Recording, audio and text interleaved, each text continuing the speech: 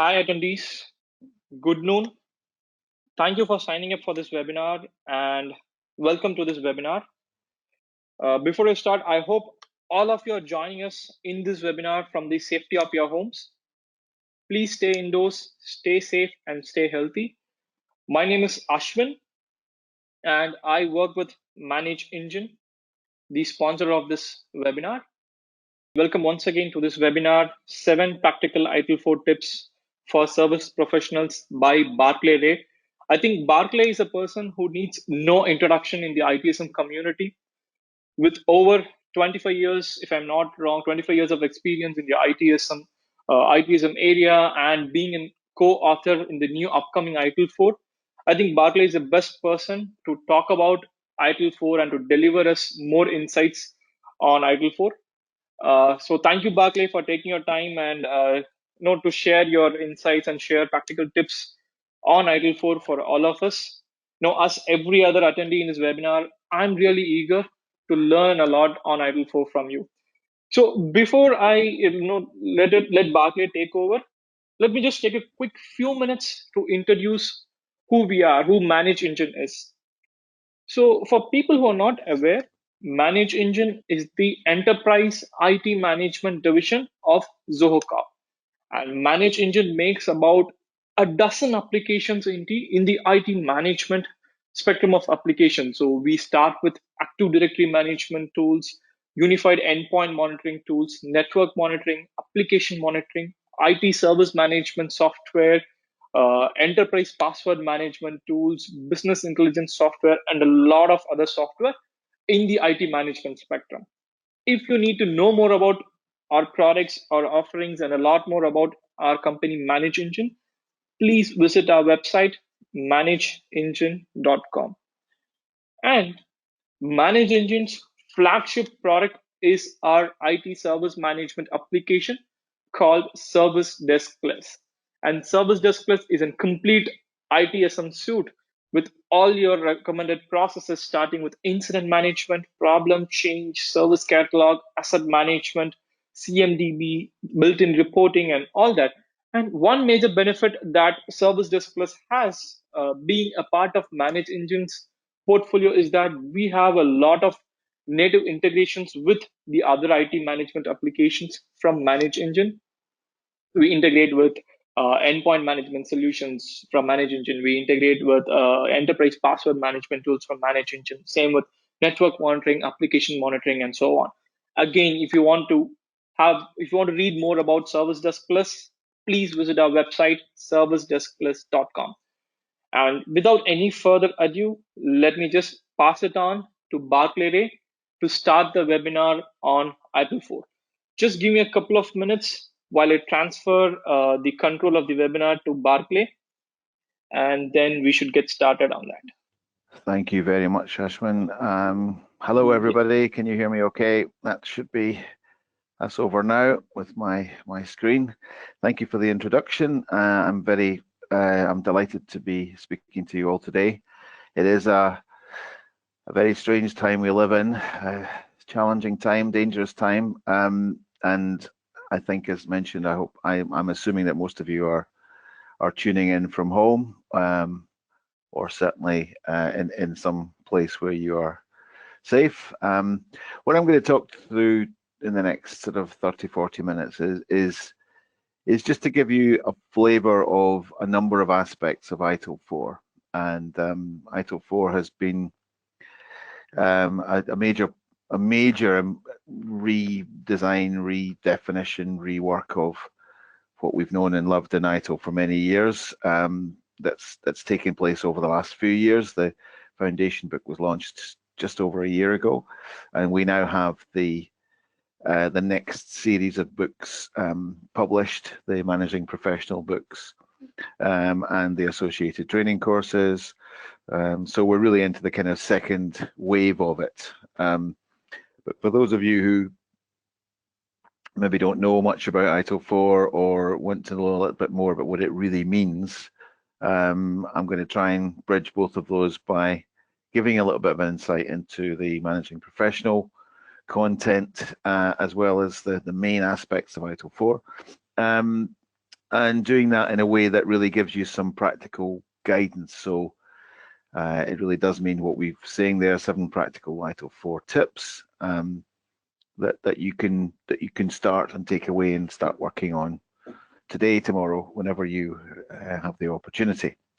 So thank you to ManageEngine for organising, sponsoring this, and it's also in conjunction with ITSMF UK. That's a little bit about me. I'm not going to dwell on that, but I have been involved in the industry in a number of different ways with ITSMF, with Axelos, who own ITIL, with SDI, the Service Desk Institute, and a number of other organizations and brands, and working mostly, though, really as a consultant since 1994. So it's 25 years plus that I've been out there doing this kind of work with lots of different types of organizations and lots of different challenges. And in the ITIL4 world, I was on the architect team on the foundation book, and I have been lead editor on one of the second stream books, the Create, Deliver, Support book, but I will come on to that in a second. And this is what I'll be covering: a little bit about what ITIL4 is in the program, where we are with the training, etc. And then the main part will be the 7 practical tips. Now, you can also submit questions online through the GoToWebinar interface, and we'll be taking questions at the end. We'll have time just to squeeze in a few of those, so look forward to that. So let's press the start button and go. And before we go too far, I think it's important. This is one of the things that's been a big challenge that we've really been trying to fix with ITIL4, which is the idea that you go on a training course, or you read a book, or you buy a tool, or all these things that are all great. They all do work. They're all valuable for you, but you have to use them in context. And I think that's probably the biggest challenge that we've had over the last few years with the way ITIL was seen, and the way it has been used, and the way it has been thought of in the industry. It's a long time, actually, a number of years since the last big version of ITIL. And in the intervening time, we've had Agile and DevOps and Lean and all those things coming along going, oh, we don't need to do these things so strictly. We need to do things more quickly, and we need to be more clever, and we need to do things in a different way. And that's all right. I totally agree with all that. What it's done, though, is it's driven a little bit of a wedge between what people think of as IT service management and then obviously things like DevOps. And actually the two things work very well together. So we've recognized that, and I think what we've tried to build in ITIL4 is a consolidated, collaborated approach that does include elements of Agile. It does include elements of DevOps and Lean and many, many other ways of doing things. And I will mention the books a little bit later, but there's a lot of forward thinking, and we've always thought about best practice as being, this is what organizations have done to be successful, and that's absolutely right. But we've also gone a little bit further this time with ITIL4 and said, look, let's look forward. Let's look at the future. Let's actually think about what we need to be doing in the new world, not forgetting all the good stuff that we've done over the years, but going forward as well. But really, every framework, it can be used and is useful, but none of them really provide you with every answer. You have to adapt them yourselves. You have to think about the context that you're working in. That's probably the biggest takeaway, I would say, in terms of change for how we think about what's in ITIL4 and how we want people to use it, is to say it's not going to give you line by line every answer to what you do, but it's going to give you the way of thinking and the way of working and all the tools that you need then to be able to adapt what is in the best practice standards to your organization. So it's very much a toolbox rather than a Swiss Army knife where you pull out something that works in every situation. You have to think about how you would adapt. Adopt and adapt is what we always said about ITIL, and in this version we've really applied that, and we've given you some guidance as to how to do that as much as anything else. Very quickly, and this isn't a training course. The ITIL Foundation training course is has a number of components. I think it's much improved as a foundation course because it covers a number of areas, but it also, from the point of view of what you are tested on, is just the core stuff. And I think that's a better way of getting introduced. But just very briefly, we've slightly changed the definition of a service. The service is the co-creation of value. So it takes two to tango.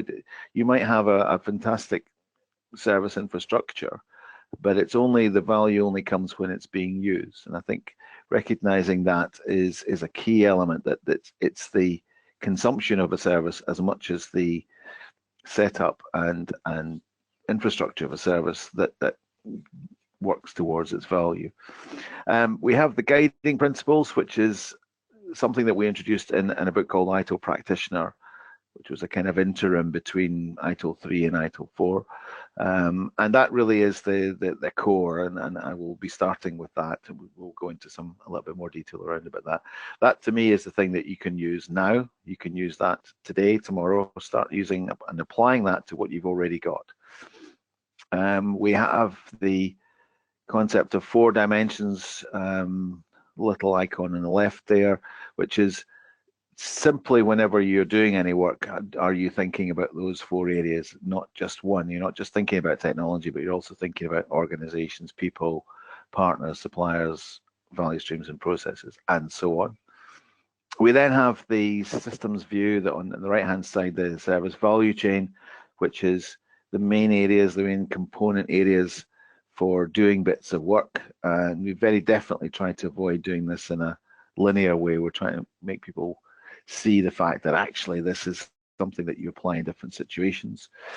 So then the value streams are different types of work that pass through it. So incidents, changes, projects, requests, all those different things work differently through the value chain. So you can think of it like a rail network, which doesn't add any value unless it's actually being used by the trains going through it. And now there are a number of different types of trains that run through it. That's the main. Those are the main kind of areas in ITIL4.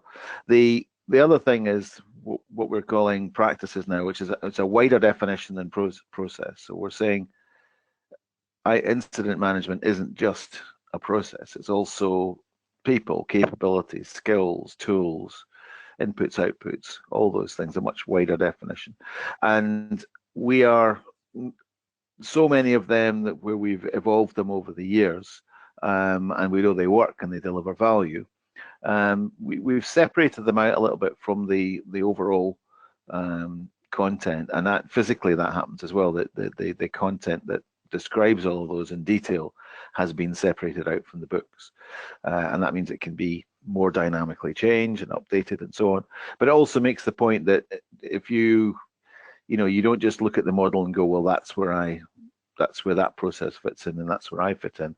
The fact is that for the vast majority of organizations and situations, those processes, those practices, those situations will change, and they don't fit into just one or a single box. They can be used in different situations, and the whole concept of the value stream is actually that we combine them for different situations. Incident management very often involves a number of different other practices. When you actually work through the value stream of an incident coming in, it being checked, looking at knowledge, looking at inventory, updating the SLA, there's tracking on that. It may then go to problem or change. We may track knowledge management again. There's a number of things that will happen just on the process or the practice side, as well as work instructions and so on. So we have to think about the end-to-end the value stream rather than just thinking about, well, we have an incident management team and we have a problem management team and so on.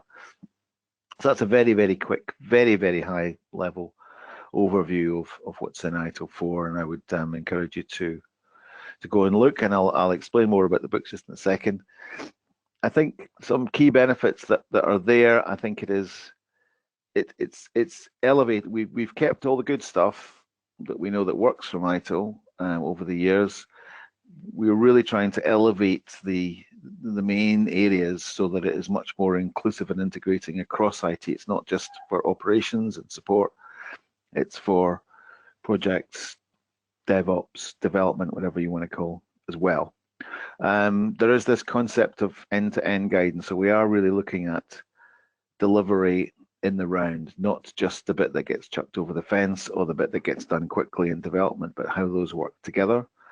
I'm really pleased that the guidance is much broader now. We are looking at things like people, employee satisfaction, how we manage culture, new thinking and approach. So as I was saying earlier, it's much more forward thinking maybe than it has been previously.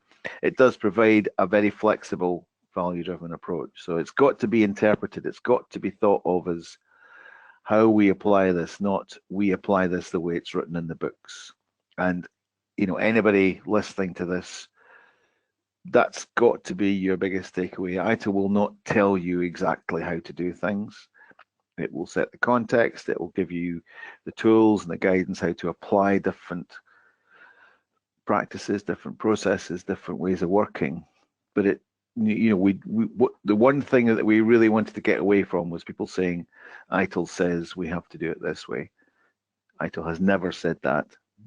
But just to reconfirm that, we're saying it's got to be how we apply it in context, flexible value-driven approach, not just here's what the books say and we must follow it that way.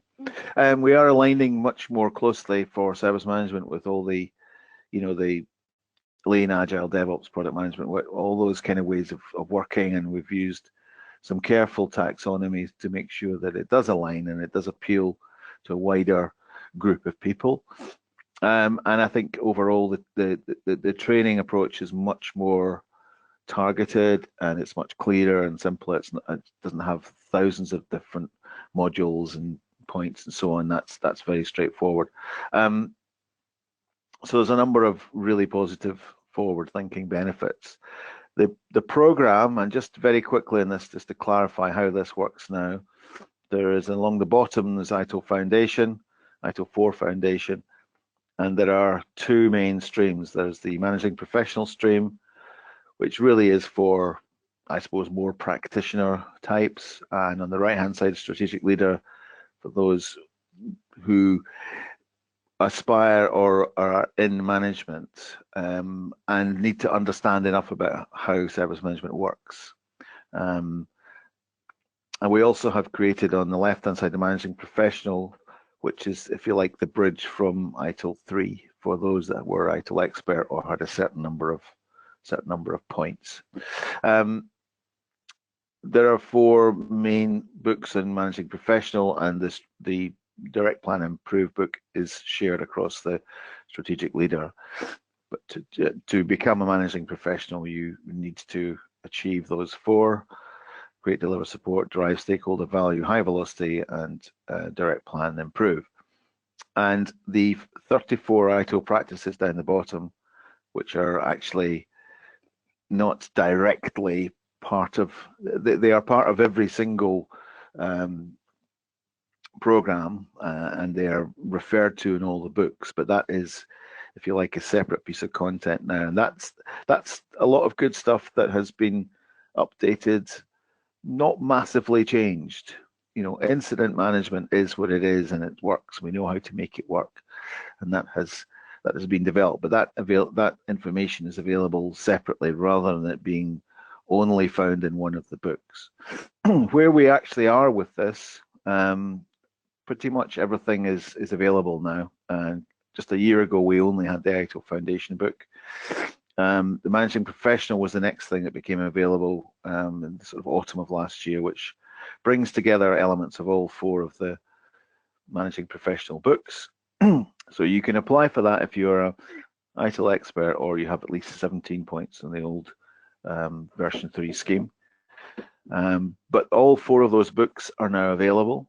And the one that we're awaiting is the Digital and IT Strategy, which is actually going to be really valuable from a business perspective, because they actually will be, a lot of the language of that will be applicable to business people, so they can understand the challenges of IT, the challenges of service management, without it being too technical or overly detailed, to keep them out. The 34 practices, they are not all complete, but most of them are there now. I don't have the up-to-date number, but I believe there's only a small number of those that are now not available through the My ITIL portal through Axelos. So that's the where we are. We're actually much further on now. This time last year, we had just introduced ITIL4 through the foundation and the main concepts. We're now much further on, and these are the books that are available through the official channels and so on. And I will use a reference to each one in the sort of tips to say where you might find more information about these as we go. So that's the kind of background introduction, and I really want to come on now to sort of 7 tips for you to regardless of where you are, you may actually have been through the foundation or one or more of the books, or you may just be looking at this. What I just want to do is try and bring out, without going into too much detail about the actual content, but just bring out some key areas that we can actually start to apply and think of when we are approaching how we manage service management. So the first one, and probably the most useful one, I think, right now, even if you've not done anything, is to start to use the guiding principles. This is where we're saying this is how you adopt and adapt. This is how you need to approach the way that you deliver service management, and in a kind of universal way. So you could have spent a lot of time and effort building up ITIL version 3 processes and so on. Simply apply the way that you deliver these through the guiding principles, and you'll get a lot more value and you'll get a lot more flexibility coming through the organization. Now, this is mostly available in the ITIL Foundation, but also it's through all of the books, all 4 of the books. There's significant reference to it, particularly in Direct Plan and Improve, but it's there in all the books. The ITIL4 Foundation book will give you the guidance on that. These are the guiding principles. Very, very simple and straightforward, but you can apply these to the way that you work, and it will give you more transparency, it will give you more focus, it will give you more business focus, all those kind of things, and allow your people to work more flexibly, allow them to be more or less constrained by this is what the process says, this is what ITIL says, and so on. And very simply, that's what these things mean. Use work that's already, don't just think that ITIL is about a vacuum that we have to start at the beginning every time. We have to look at what we've currently got. Focus on value. What is it we're actually doing and delivering, and what does it mean to our customers? Not just technology, but what they use it for. And think of end-to-end E2E services as the way that is delivered to them. Progress iteratively with feedback. That's this whole thing about working in a much more agile and DevOps type way with feedback loops, do things in small chunks, work in small teams, listen, present earlier rather than waiting and doing a kind of waterfall thing, involve stakeholders, listen to what people are saying. So that's not just customer feedback, but staff feedback, business owner feedback, different teams in your organization. Thinking and working holistically, looking at the whole value chain. So seeing the bigger picture. If you're part of a team that's delivering second level support, you need to understand what the first level support guys do and what the people so that's the kind of upstream from you, and then downstream you might escalate to third level teams. Are you doing that in a way that is joined up and actually meets the requirements overall of business customers that you're supporting. Collaboration, visibility. So again, using things like, making work visible, using Kanban, getting it out in the open, getting things exposed so that more people are aware and can see it. If I pass an incident to a second level guy, only he or she and I know about it. Whereas actually, if we have a much more open and transparent way of managing things, there's probably more chance it will get fixed more quickly because other people can contribute, and particularly for problem management, that's really useful. But the whole thing about working together is absolutely essential. The whole idea of how we manage and govern what we're doing to make sure that it is delivered as an end-to-end product rather than just a lot of different components is essential. Keeping it simple. We've never said that ITIL processes needs to be vast documents and huge, and and apart from anything else, it's just not practical because people don't read them. They don't have time to. So usually a 1 or 2 page document for a process is actually more effective because more people will have a chance of reading it. Keep your SLAs simple. Keep your work instructions simple. It's a simple fact that the clearer they are, the more focused they are on the actual outcome that is required, the more chance that will be read and used and actually be effective, rather than trying to produce beautiful documents that nobody ever actually reads. And then the final one is optimize and automate, which is really, we should be looking at this all the time. It's kind of continual improvement, but continual improvement with technology. So we can automate so many things of that we do now. We need to make sure that they are ready for automation. There's no point, if your configuration management or your knowledge articles aren't up to date or accurate, there's no point automating around them because that will just provide automated chaos. So you have to think about what will be ready for automation, but we should be trying to do that as much as possible and freeing ourselves of the day-to-day drudgery or the tasks that keep repeating and the ones that are probably not terribly much fun to deliver. Well, actually, we can just get rid of them and actually concentrate on things that are going to deliver more value. So that's the first one. Really, is just use those. I mean, you could actually walk away now and just start to apply that. There's more information in that available all over the place because everybody now sticks the guiding principles up on their wall. But a few other things just to kind of follow on from this that you can start to really do and that ideally you would have been doing before. Engaging with your customers, understanding the value that is being delivered to them. So doing things like journey mapping, identifying touch points and walking through the experience of them actually using your services. You'll find stuff on this in Create, Deliver and Support and Drive Stakeholder Value in particular about how you build up a journey map, how you start to map things out from the customer's experience rather than simply from the IT's experience. Touch points, if you're not familiar, these are the points where value is co-created or lost. So when one of your service people engages with one of your users, when one of your users actually uses your portal, those are the points where actually things will go well or badly, and you need to make sure that you have got the right things in place to make that work properly. Once you've done that, then you can start to map out what your services are. Traditionally, we would have been talking about this as a service catalog view of what our services are. That doesn't need to disappear, but it's important that it's based upon an external experience view and also understanding what the various process steps are in the value stream behind it. So, I mean, I would still suggest to people if you've been starting to do service catalog, you continue with that, but think about it as joined up. Include processes in your catalog elements and your definition of services. It uses these processes. How do they join up? What are the trigger points? What are the activities that are carried out and by whom to fulfill those value streams and services?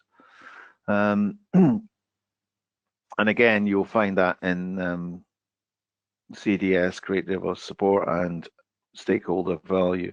Stakeholder value is very much about how we interact from a business relationship point of view, customer relationship, and how we make sure that those we're recording and reporting and monitoring the right things. CDS is a more generic view of what an IT service management professional should know, both in terms of skills, knowledge, etc., but also how to build and manage a value stream in their operation.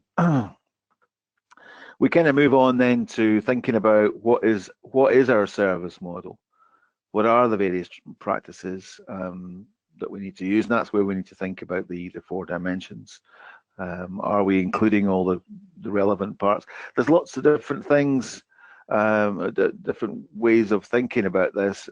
High Velocity IT has got content about operating model canvas, things like that, where we think about how do we map out all the different elements of what we do, how do we build that in a way that is useful to us, what do we do with it, who owns it, how do we gather the information, and so on.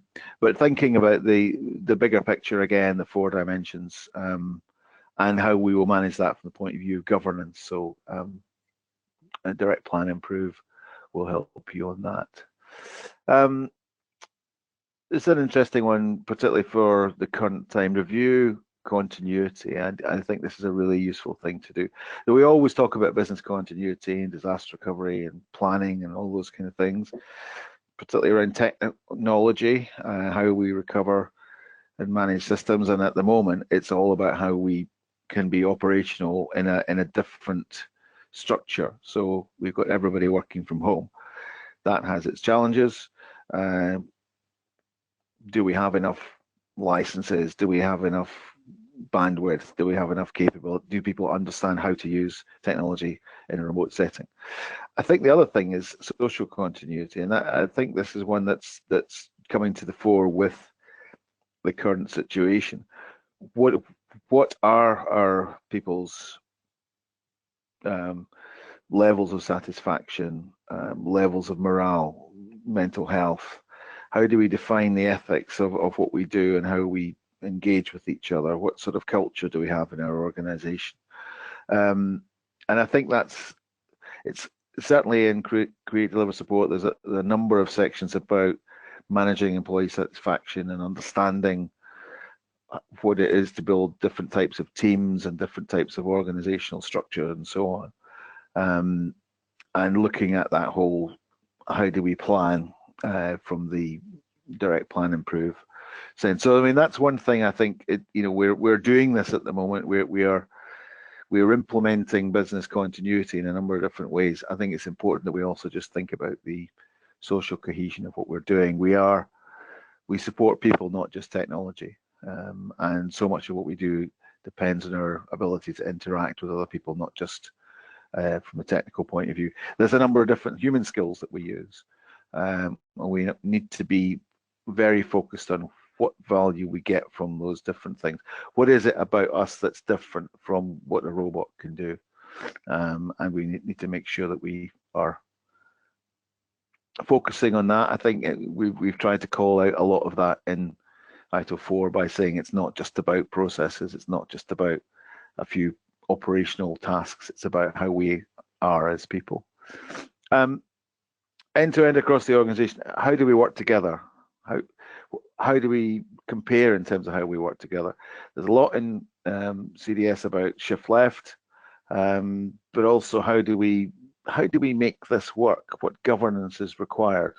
So direct plan improve really will tell you a lot about that. But thinking about simply as a practical tip, how do we ensure that if we have a value stream, if we have a service that we're delivering, that all the components are in place and that people will do the right thing to make it work, and it's not just based on, oh, we've got a structure of first, second, third level teams and they are technically competent at different levels.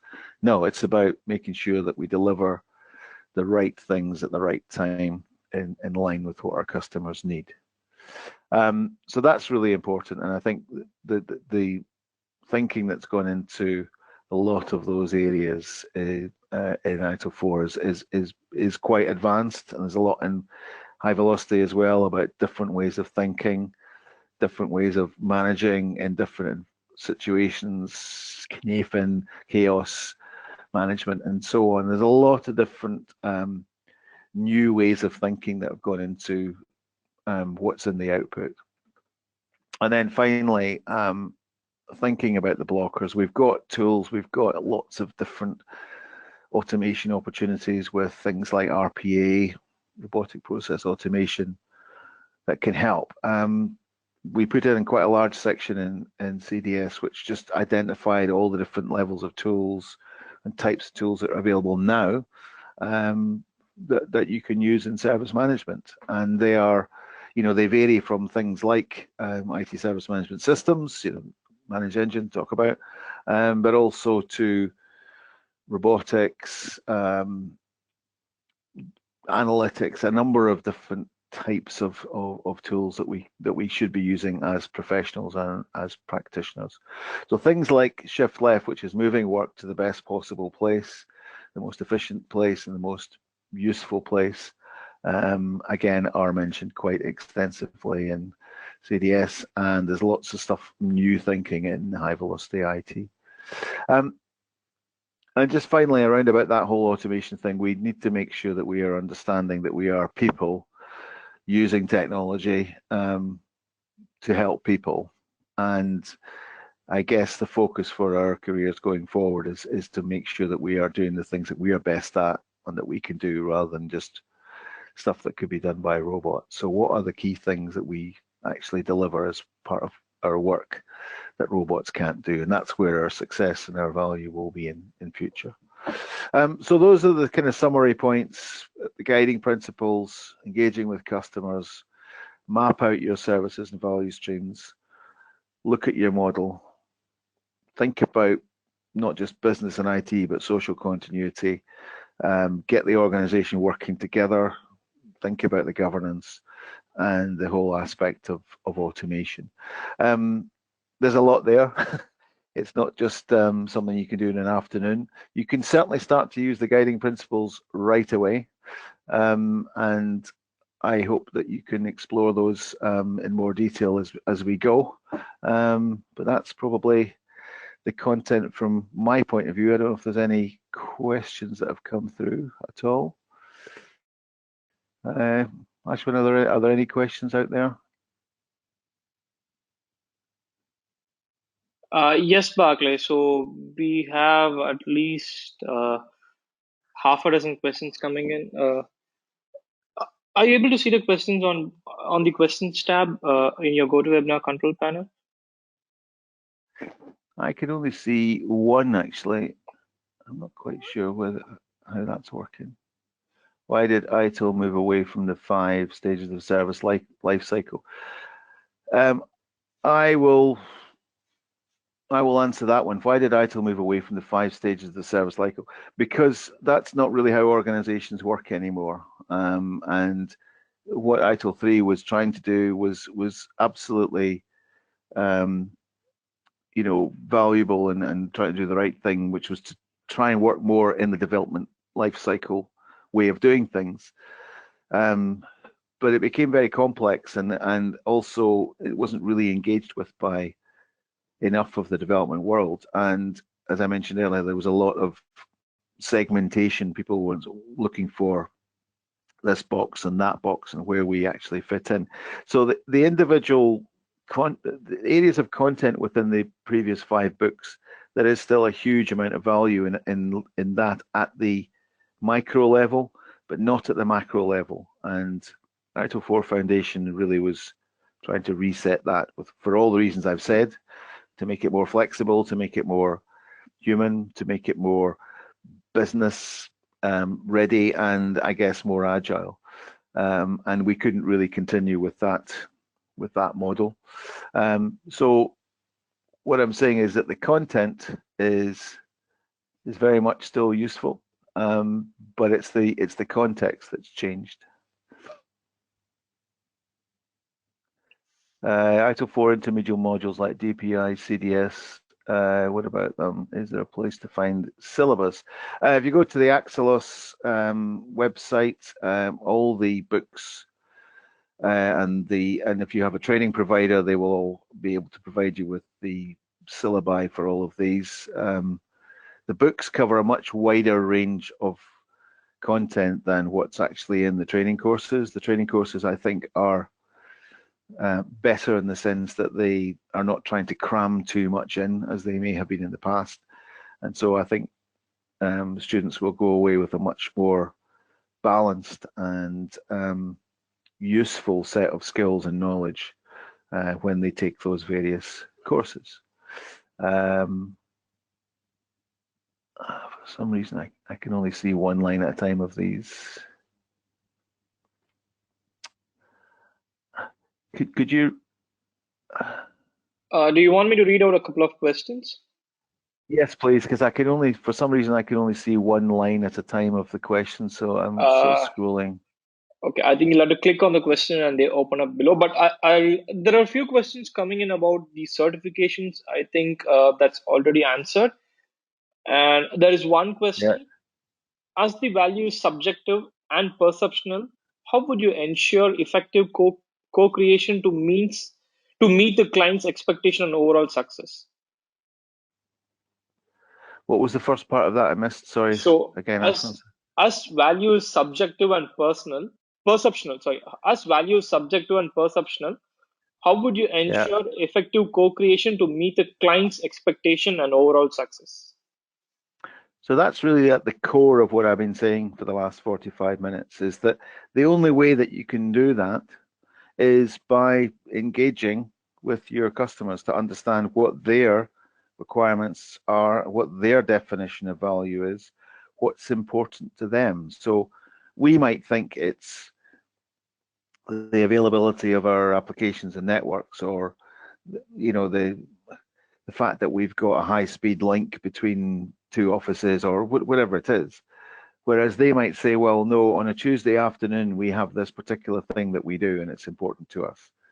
And so I don't care what you do around that, as long as we've got the availability of these services at that time, that's the most important thing. And so you then prioritize accordingly. I've for years seen many organizations becoming obsessed with numerical availability stats rather than service-based ones. So, oh yes, we have 99.6 availability, which is completely useless if the key function that's required happens to fall in the 0.04. So engaging and building that, so the stuff that's in drive stakeholder value that says, this is how we engage, this is how we're not going to talk about SLAs, we're not going to talk about systems, we're going to talk about business and what people need and what the experience should be like, rather than, this is what any particular framework says. I hope I've made that, clear over the course of the webinar. Yes, thank you, Barclay. And then there is a series of questions where people want to know how they align the principles of or concepts of agile with ITIL4. Well, I hope that will be self-explanatory, because if you actually look at the guiding principles, they are, there's a lot that can be related together in there that are in the Agile Manifesto, that are used as part of the, DevOps ways of working and so on. We're not saying this has become, an Agile or DevOps standard or a framework, but it is intended to be compatible in as many ways as possible. So the concepts of product management are what we have been working on from the start. The way that we engage, the way that we prioritize, that we empower people, we make work visible, all those things, if you look at those side by side with what we've got in ITIL, and ITIL building on the existing knowledge and experience and practice that we've got in all the operational practices, then it's very compelling, because they do work very closely together. And I have experience of working and talking with a number of people who've realized that and actually are delighted because they can fuse the two things together. Okay, and I think this addresses the trend of questions here. Just a couple of questions, and there's one question where the person says, "We are a very little team of 8 technicians, and we don't use change or problem management. We only work on incidents or service requests. Do you think it is problematic?" Problematic. Well, I mean, if you only work on incidents, then you can become very good at incident management. So you keep fixing, keep fixing stuff. The way that you'll get improvement and change, and real value and development is by implementing problem management and starting to look at trends and starting to understand why things are happening and doing something about it, and taking a wide view. I've seen many organizations where they've looked at problem management purely as a technical discipline, whereas actually, the cause or the reasons for things not working properly may be, financial constraints, they may be risk aversion, they may be politics, they may be poor process. There's a whole number of things external that need to be taken into account. So if you take a good holistic view of problem management, then you'll improve, you'll solve, the idea of incident management is not just to get good at incident management, but it should then be supported by problem management to reduce things continually happening. So, I suppose it depends what the organization does, but it may be that just fixing things is sufficient. I've not found many of those over the years. Actually taking a quality approach and looking at problem is vital. And of course, change, if we don't manage change, then we have more incidents and problems. We have more chaos. We have more uncontrolled and unplanned issues and impact. So having a simple change management process is really effective. It's probably the biggest area of contention in terms of how we sit with DevOps, and there's been a challenge for a number of years as to the DevOps community thinks of ITIL as being about, a gatekeeper of change management. We don't let anything through. And in the early days, there was good reason for that, because we were being asked to support chaos that was not being properly tested and so on. But a sensible view says, of course, we need to discuss change. Of course, we need to plan. And the whole idea of the cab, which again has been misconstrued a little bit, is just to do that, is to take a sensible view and say, we discuss the big things. Do we need to do anything about it? Yes or no. Standard changes should be processed automatically. So they'll get value from it, absolutely. And there is one more question. How would you handle a management team that wants to move forward, however keeps living in the past, like creating huge documentation on processes, procedures, and policies? That's a very good question. How do you deal with a team that has been working in a certain way and thinks of documentation and process, etc., must be substantial and form? It's one thing when people started writing SLAs, it's almost like they thought that they had to produce legal documents, which is nonsense. I think the best way to do that is to get some young people in and get them to show, and ask them to write some reports and see what can be done simply and easily with, some of the tools that are available. If you have a group of people who are a little bit stuck in the way of working, they need to see what can be done. They need to actually realize that the value is not in producing tons and tons of documentation. The value is in ensuring that the practices and processes that they refer to are actually used. So it's a kind of a governance issue. I think you can set some standards. You can say no document should be more than X number of pages. If you can't express yourself clearly on two sides of A4, then don't bother. And so on. There's a number of things that can be done. It is probably the biggest cultural challenge at the moment, though, is how those two worlds collide and how they can actually be integrated. And again, that's what we've been trying to do with ITIL4.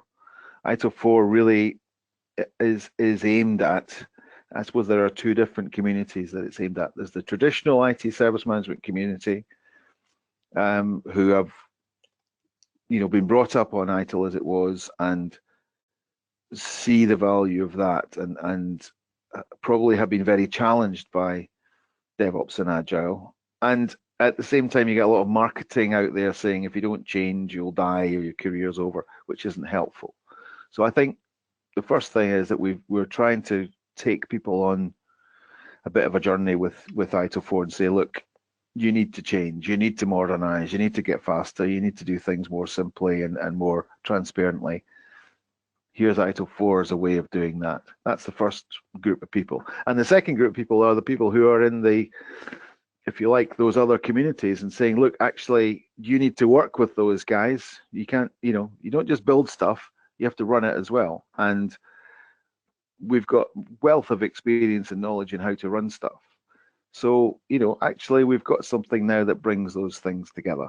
And that's really, I think, probably the overriding value of ITIL4 is it's about bringing different parts of the industry together. And so one interesting question that I would want to hear the answer from you, Barclay. So ITIL traditionally sits within the IT department. So, okay, I'll read the question over again. From a holistic point of view, ITIL traditionally sits within the IT department. Does this mean ITIL awareness should be organization wide? Well, of course.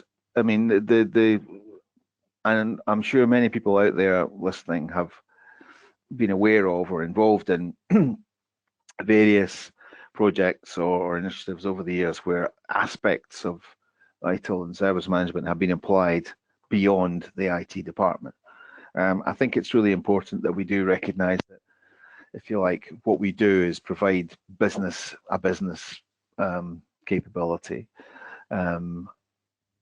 through technology, but it is part of, we're part of the organizations that we work for. We're not separate from them. We're part of their infrastructure, and nowadays probably the if not the, but one of the most essential aspects of any organization. So the whole concept of enterprise service management, as it's been called, which is that we extend a lot of the practices and processes well beyond the IT department, is already reasonably well established. And I suppose the challenge there really, ITIL is a brand. In the early days, it used to refer to, IT infrastructure library. It hasn't been that for 12, 15 years. I can't remember exactly when it's a brand like IBM or anything else. People still see it as IT, and that's been a challenge for a long time. We still have to deal with that. But the way it works is simply something that can be applied in a number of different situations. How we process work, how we manage communications, how we manage change, how we know what we've got, how we plan for the future, how we plan for contingency, how we report, how we identify if we've met the targets that we were aiming to reach. All those things are pretty universal. So I suppose it's part of the ongoing development and rollout and success of this will be the extent to which that can be adopted. But I mean, I think we all know that it is already well in place and happening across many organizations. And I guess we are almost done with the questions, Barclay. Most of the questions were Okay. from around these areas.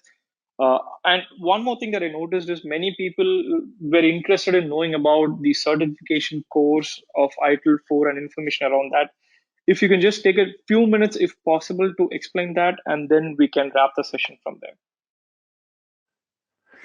Okay, so ITIL training is available through many, I think hundreds of training organizations worldwide, which is managed through a company called PeopleCert. So they are responsible for certifying those organizations and certifying their training courses, etc. And so you will get both classroom and online virtual training courses in a number of different, hundreds of different situations, languages, and so on. Axelos is the company that owns ITIL and writes ITIL and also Prince 2. And so they are, if you like, the content owners and providers. So the books and the training courses are produced by Axelos, but any decent sized training organization will be able to provide ITIL training. And as I say, there are, at the moment, there are two levels of it. There is the foundation level, which is a 2.5-day course, and which now only tests on the key aspects, so the key practices, incident, problem chains, service desk, and so on. Although you're introduced also to the big ideas that I've spoken about, the value chain, the value streams, the guiding principles, the dimensions, and so on. Then you've got the managing professional level, which is the sort of step up from that, where there are 4 different elements. Will you be making these slides available? Because I'm happy if they are available for those that have attended, because I've spelled out the different courses and where they reflect the content.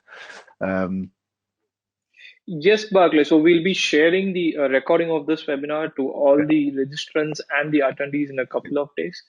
So yes, they will Good have stuff. access to this material. Yeah. So on the other thing is, if people do have questions, you know, I'm very happy to take.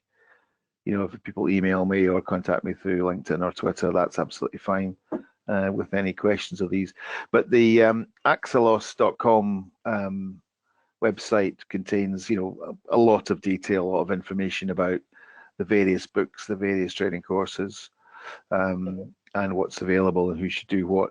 I think you'll also find that most good training providers will provide sort of one-day overviews, whether that be virtual or real time. I mean, I've done loads of them over the years, to be honest, but just to give people a sense of what's involved, what is service management, how does it work, and what do we need to do to make it effective, as well as, you know, still lots of the some of the ITIL version 3 courses are still available. I think most of them are, but you know, that if you want to do something really specific like problem management, or there's lots of different aspects of it once you drill down into the lower level details.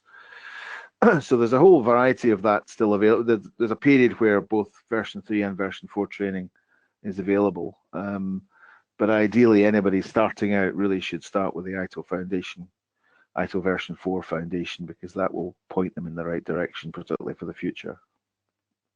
Yeah, thank you, Bug. And if you can just spell out your email ID for the attendees, just in case there are more questions. It's on. Oh, it was on the previous. Have I still got the control, or Yes, you still do have the control. for some reason? Okay, there's all the contact information. So at Barclay is on Twitter, or you can email me at barclayray.com, bgr@barclayray.com.